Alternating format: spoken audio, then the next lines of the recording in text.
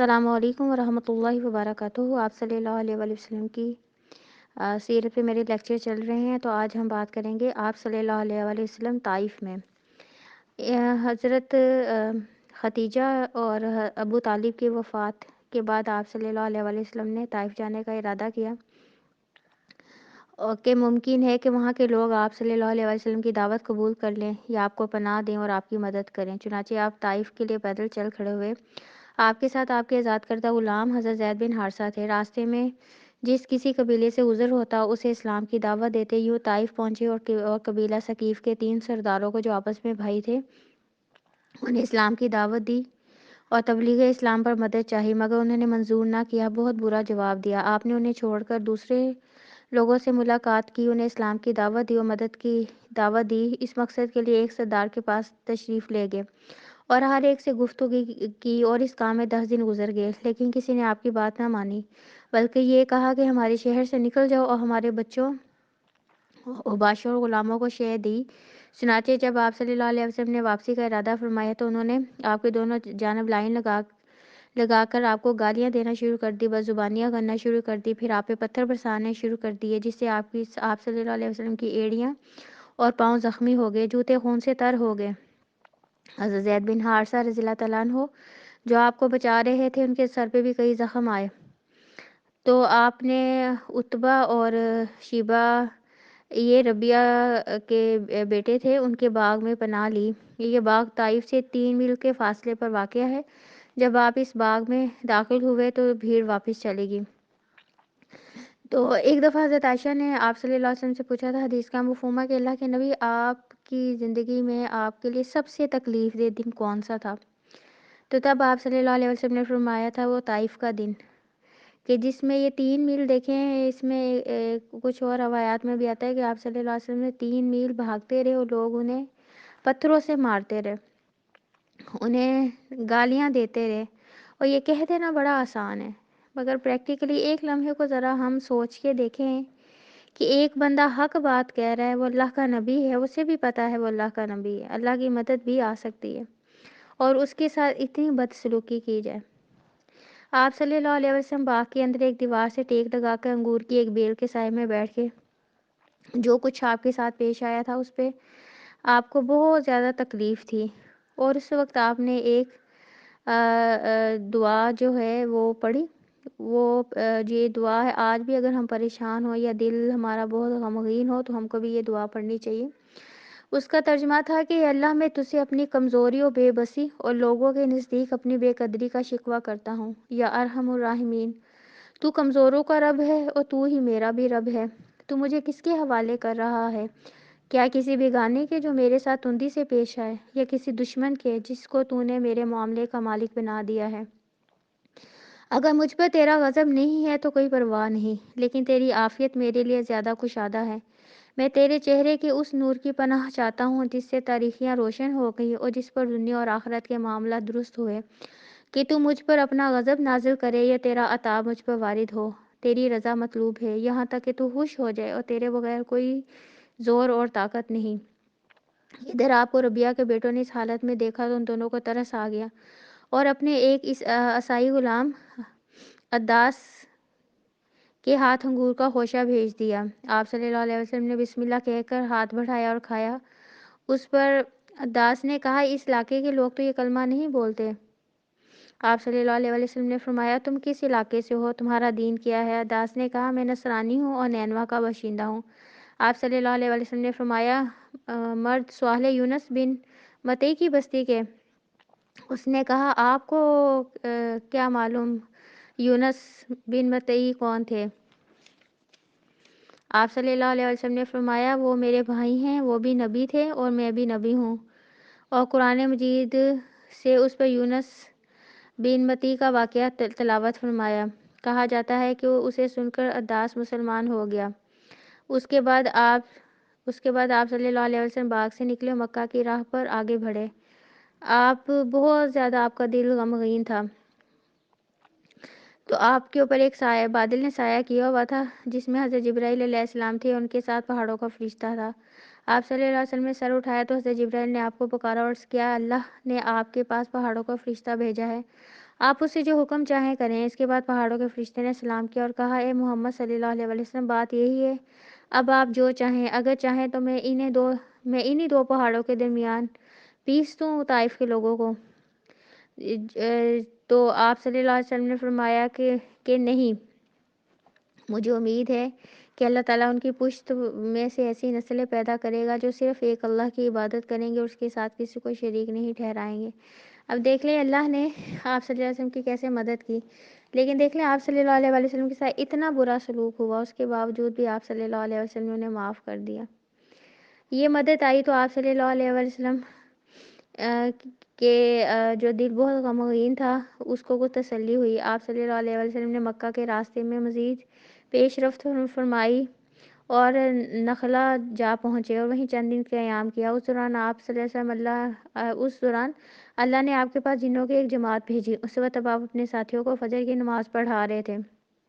اس جماعت نے قرآن سنا اور جب قرآن کی تلاوت ختم ہو گئی تو یہ اپنی قوم کے پاس عذاب الہی ڈرانے والی قوم بن کر واپس گئی، کیونکہ وہ ایمان لا چکے تھے، لیکن آپ صلی اللہ علیہ وسلم کو اس کے بارے میں کوئی علم نہ ہوا، یہاں تک کہ اس کے بارے میں قرآن نازل ہوا۔ یہ چند آیات سورۃ احقاف اور سورۃ جن میں نازل ہوئی۔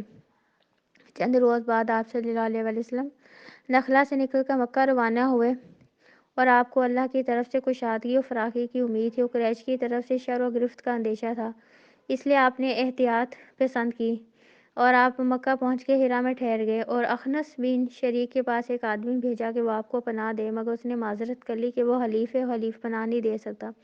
پھر آپ نے سہیل بن عمر کے پاس یہی پیغام بھیجا، اس نے بھی معذرت کر لی، اس کا تعلق بنو عامر بن لوئی سے ہے اور اس کی پناہ بنو کعب بن لوئی پر لاگو نہیں ہوتی۔ اب آپ نے معتم بن عدی کے پاس پیغام بھیجا۔ معتم کا دادا نوفل بن عبد المناف آپ صلی اللہ علیہ وسلم کا جد اعلیٰ ہاشم بن عبد المناف کا بھائی تھا اور عبد المناف قبیلہ قریش کی سب سے معزز شاخ تھی۔ چنانچہ معتم نے جواب ہاں میں دیا اور خود اپنے بیٹوں کے ساتھ ہتھیار بند ہو کر آپ صلی اللہ علیہ وسلم کے پاس اپنے بیٹوں کو بھجوا دیا۔ آپ تشریف لائے اور مسجد حرام میں داخل ہو کر خانہ کعبہ کا طواف کیا، 2 رکعت نماز بھی گھر تشریف لے گئے۔ اس دوران معتم بن عدی اور اس کی اولاد نے مسلح ہو کر آپ صلی اللہ علیہ وسلم کو گھیرے رکھا اور معتم نے قریش میں اعلان کر دیا کہ اس نے آپ صلی اللہ علیہ وسلم کو پناہ دی ہے، قریش نے بھی اس کی پناہ کو منظور کر لیا۔ مشرکین کی طرف سے نشانیوں کی طلب۔ مشرکین کے تقاضوں میں ایک بات یہ بھی تھی کہ وہ آپ صلی اللہ علیہ وسلم کو کہتے تھے کہ کوئی آپ ہمیں نشانی دکھائیں تو ہم پھر آپ کی نبوت پہ ایمان لائیں گے۔ لیکن آپ صلی اللہ علیہ وسلم نے ان کو بہت سمجھایا، لیکن وہ اسی بات پہ بضد تھے کہ آپ کوئی نشانی دکھائیں تو پھر ہی ہم آپ پہ ایمان لائیں گے۔ چنانچہ آپ صلی اللہ علیہ وسلم نے ان کو اسلام لانے کی امید باندھے جلدی سے تشریف لائے۔ انہوں نے کہا، آپ ہمیں بتائیں، پیغمبروں کے پاس نشانیاں تھیں، یعنی حضرت موسیٰ کے پاس لاٹھی اور صالح کے پاس اونٹنی تھی، عیسیٰ علیہ السلام مردوں کو زندہ کرتے تھے، جس طرح پہلے لوگوں کو نشانیوں کے ساتھ بھیجا گیا، آپ بھی ہمیں کوئی نشانی دکھائیں۔ وہ سمجھتے تھے کہ پیغمبروں کی خاصیت یہ ہے کہ وہ جب چاہیں کوئی نہ کوئی معجزہ دکھا سکتے ہیں۔ چنانچہ انہوں نے آپ سے مطالبہ کیا اور یہ تجویز پیش کی کہ یہ جو صفا کا پہاڑ ہے نا، آپ اسے سونا بنا دیں یا پہاڑوں کو کہیں اور لے جائیں اور اس علاقے کی زمین کو برابر کر دیں اور اس میں نہریں جاری کر دیں، یا ہمارے جو آباء و اجداد گزر گئے ہیں یعنی وفات پا چکے انہیں زندہ کر دیں تاکہ وہ شہادت دیں کہ آپ رسول ہیں۔ اس پر سورۃ بنی اسرائیل کی 90 سے 93 آیات نازل ہوئی اور انہوں نے کہا کہ آپ پر ہرگز ایمان نہ لائیں گے یہاں تک کہ آپ ہمارے لیے زمین سے چشمہ جاری کر دیں یا آپ کے لیے کھجور اور انگور کا باغ ہو جس کے درمیان نہریں، آپ نہریں بہا دیں، یہ جیسا کہ آپ کہتے ہیں کہ ہمارے اوپر آسمان ٹکڑے ٹکڑے کر کے گرا دیں، یا اللہ فرشتوں کو ہمارے روبرو حاضر کر دیں، یا آپ کے لیے زینت سونے کا گھر ہو یا آسمان پر چڑھ جائیں اور ہم محض آپ کے چڑھنے کو بھی تسلیم نہیں کریں گے یہاں تک کہ ہم آپ پہ ایک کتاب اتار دیں جسے ہم پڑھیں۔ انہوں نے اس مطالبے کے ساتھ یہ بھی واضح کر دیا کہ اگر آپ صلی اللہ علیہ وسلم کی یہ خواہش پوری کر دی تو اسلام لانے کے لیے تیار ہیں۔ سورۃ انعام 109۔ انہوں نے اپنی بھرپور قسموں کے ساتھ اللہ کی یہ قسم بھی کھائی کہ اگر ان کے پاس کوئی نشانی آ گئی تو وہ ضرور ایمان لائیں گے۔ چنانچہ آپ صلی اللہ علیہ وسلم نے اللہ سے دعا کی کہ یہ جو طلب کر رہے ہیں انہیں دکھا دیں، امید باندھی کہ یہ مسلمان ہو جائیں گے۔ اس پر حضرت جبرائیل علیہ السلام تشریف لائے اور آپ کو یہ اختیار دیا کہ آپ ایک بات چن لیں یا جو کچھ یہ لوگ طلب کریں انہیں دکھا دیں، لیکن اس شرط کے ساتھ کہ اس کے بعد بھی اگر انہوں نے کفر کیا تو انہیں ایسا عذاب دیا جائے گا کہ پوری دنیا میں ایسا عذاب کسی قوم کو نہیں دیا جائے گا۔ پھر ان کے لیے جو توبہ کے دروازے ہیں وہ بھی بند ہو جائیں گے اور نہ توبہ کا دروازہ بھی ان کے لیے نہ کھولا جائے گا۔ پھر آپ صلی اللہ علیہ وسلم نے فرمایا کہ نہیں، مجھے پتہ ہے کہ یہ لوگ پھر بھی کوئی نشانی یا معجزہ دیکھ کے پھر بھی ایمان نہیں لائیں گے، کیونکہ وہ تو ضد اور ہٹ درمی کی وجہ سے کہہ رہے تھے نا کہ کوئی نشانی دکھائیں تو پھر ہم آپ پہ ایمان لائیں گے۔ اور اللہ کا یہ قصور ہے کہ اللہ جب کوئی معجزہ یا نشانی دکھا دیتا ہے اور اس کے بعد بھی اگر کوئی قوم ایمان نہیں لاتی تو پھر اللہ تعالیٰ اس قوم کا جو حال ہے نا وہ بہت ہی زیادہ برا کرتا ہے۔ شق قمر چاند دو ٹکڑے کرنے کا واقعہ۔ جب قریش نے دیکھا کہ آپ صلی اللہ علیہ وسلم نے ان کی طلب کردہ مخصوص نشانیوں میں سے کوئی نشانی پیش نہیں کی تو انہوں نے سمجھا کہ آپ کو عاجز و خاموش کرنے کا بہترین ذریعہ یہی ہے کہ آپ سے نشانی طلب کی جائے۔ اس سے عوام میں باور کرایا جا سکتا ہے کہ آپ صلی اللہ علیہ وسلم اللہ کے رسول نہیں ہیں۔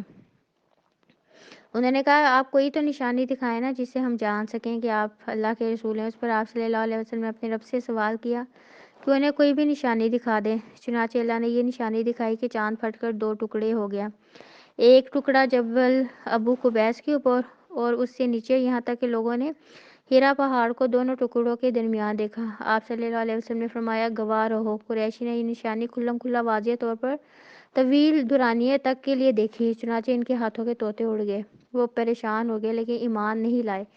کہنے لگے ابو قباشہ کے بیٹے کا جادو ہے، ہم پر محمد نے جادو کر دیا ہے۔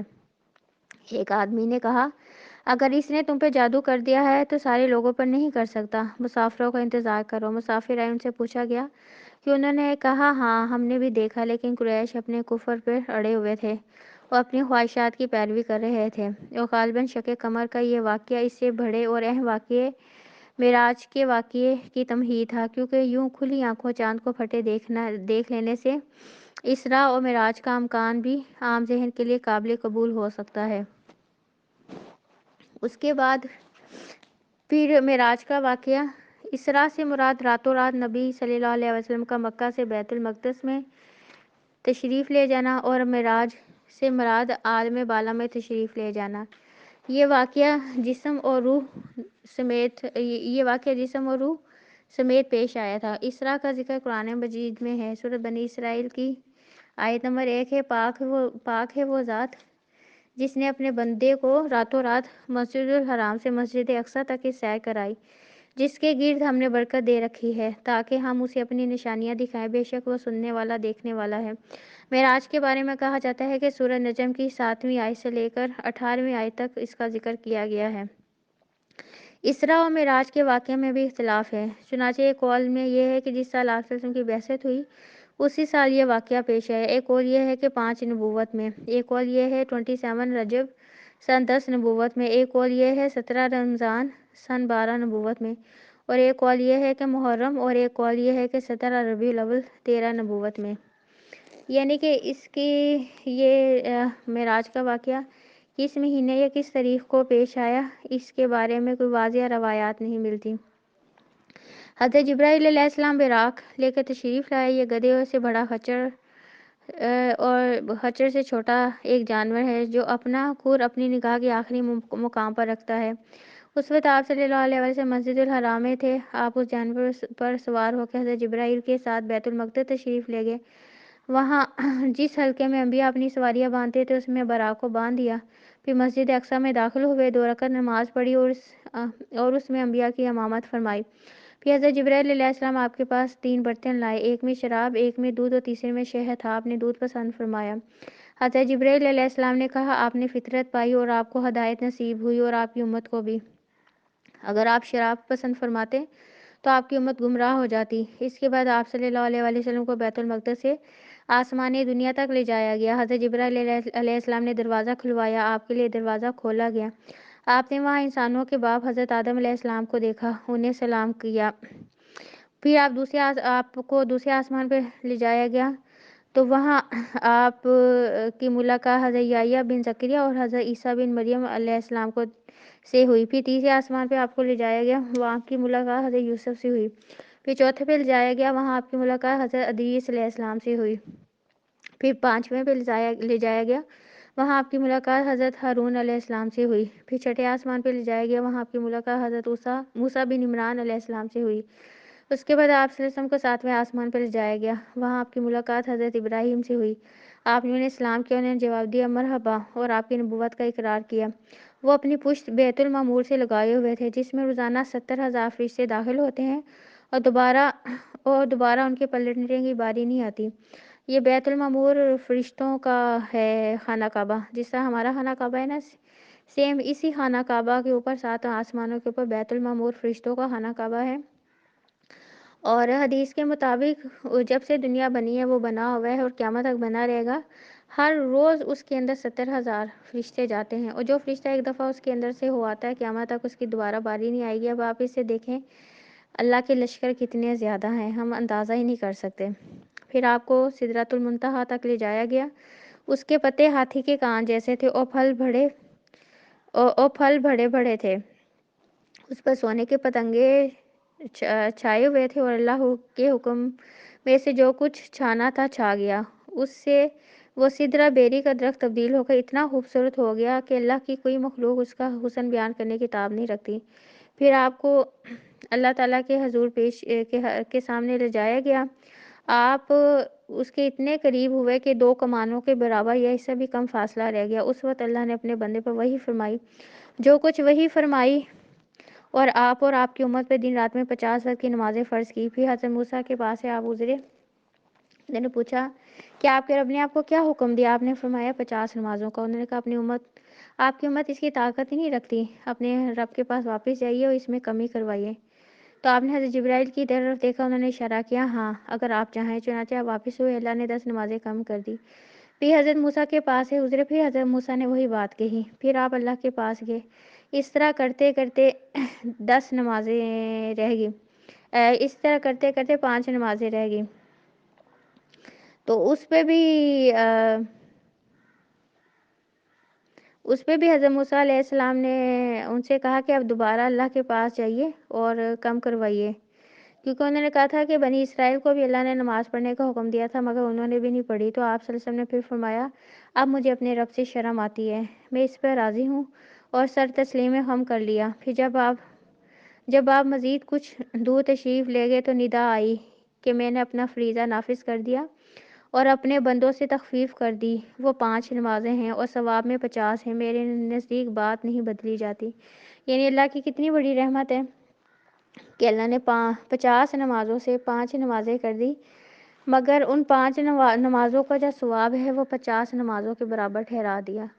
اور ہم حضرت موسیٰ علیہ السلام کے بھی بڑے مشکور ہیں۔ دیکھیں ہم سے تو 5 نمازیں نہیں پڑھی جاتی، اگر 50 پڑھنی پڑ جاتی پھر ہمارا کیا بننا تھا۔ پھر اسی رات آپ صلی اللہ علیہ وسلم مکہ تشریف لائے۔ جب صبح ہوئی تو آپ نے اپنی قوم کو ساری رات کا واقعہ بتایا اور بڑی بڑی نشانیاں بتائی جو اللہ نے آپ کو دکھائی تھی۔ اس پر آپ کی قوم نے آپ کو اذیتیں دی، تالیاں بجائی اور بڑے تعجب کا اظہار کیا۔ کچھ لوگ حضرت ابو بکر صدیق کے پاس دوڑے آئے، انہیں خبر دی، انہوں نے کہا کہ اگر یہ بات آپ صلی اللہ علیہ وسلم نے کہی ہے تو سچ کہی ہے۔ لوگوں نے کہا آپ بھی ان کی تصدیق کرتے ہیں؟ انہوں نے کہا میں تو اس سے بھی دور کی بات پر آپ صلی اللہ علیہ وسلم کی تصدیق کرتا ہوں، آسمان سے صبح یا شام کو جو خبر آتی ہے میں اس کو بھی سچ مانتا ہوں۔ اس پر آپ کا نام صدیق پڑ گیا، یعنی اس تصدیق کے بعد ابو بکر کا نام صدیق پڑ گیا۔ پھر کفار نے اٹھ کر آپ کا امتحان لیا، پوچھا کہ آپ بیت المقدس کے اوصاف بیان کریں۔ آپ نے اس سے پہلے بیت المقدس نہ دیکھا تھا اور نہ ہی اس رات اس کی نشانیاں ضبط کی تھی، لیکن اللہ نے اسے آپ صلی اللہ علیہ وسلم کے سامنے روشن کر دیا اور آپ اس کی نشانیاں بتاتے گئے۔ آپ نے ایک ایک دروازہ ایک ایک جگہ بتلائی اور وہ آپ کی کوئی تردید نہ کر سکے، بلکہ یہ کہا جہاں تک وہ صاف کا تعلق ہے تو آپ نے ٹھیک ٹھیک بیان کیے ہیں۔ انہوں نے اپنے ایک قافلے کے متعلق بھی سوال کیا جو ملک شام سے آ رہا ہے۔ آپ صلی اللہ علیہ وسلم نے اس قافلے کے اونٹوں کی تعداد، قافلے کے حوال، اس کے پہنچنے کا وقت اور جو اونٹ آگے آگے آ رہا تھا سب کی خبر دی، اور جیسے آپ نے بتلایا تھا ویسے ہی ہوا، لیکن ان ظالموں نے کفر پر ہی اصرار کیا۔ اسراء کی صبح حضرت جبرائیل علیہ السلام تشریف لائے اور آپ صلی اللہ علیہ وسلم کو پانچوں نمازوں کی کیفیت اور اس کے اوقات سکھائے۔ اس سے پہلے نماز صرف 2 رکعت صبح اور 2 رکعت شام میں تھی۔ تو معراج میں اللہ تعالیٰ نے آپ صلی اللہ علیہ وآلہ وسلم کو 2 تحفے دیے تھے۔ ایک 5 نمازوں کا تحفہ دیا تھا اور دوسرا سورۃ بقرہ کی جو آخری 2 آیات ہیں نا اس کا تحفہ دیا تھا۔ تو اس لیے ہمیں چاہیے کہ جو بھی ہم معراج کی کوئی ڈیٹ کنفرم نہیں ہے، یہ ہمیشہ یاد رکھیے گا۔ تو جو اللہ نے تحفے دیے تھے اس پہ ہمارا فوکس ہونا چاہیے کہ اللہ تعالیٰ نے 5 نمازیں اور سورۃ بقرہ کی آخری 2 آیات کے تحفہ دیے تھے، اور یہ ہمیں 5 نمازیں پڑھنی چاہیے اور سورۃ بقرہ کی آخری 2 آیات کو سمجھ کے اس کی تلاوت روزانہ کرنی چاہیے۔ اللہ تعالیٰ ہر کام ہمیں سنت طریقے سے کرنے کی توفیق عطا فرمائے، آمین۔ سبحانک اللہم و بحمدک، اشہد ان لا الہ الا انت، استغفرک و اتوب الیک۔ سبحان ربک رب العزت عما یصفون، وسلام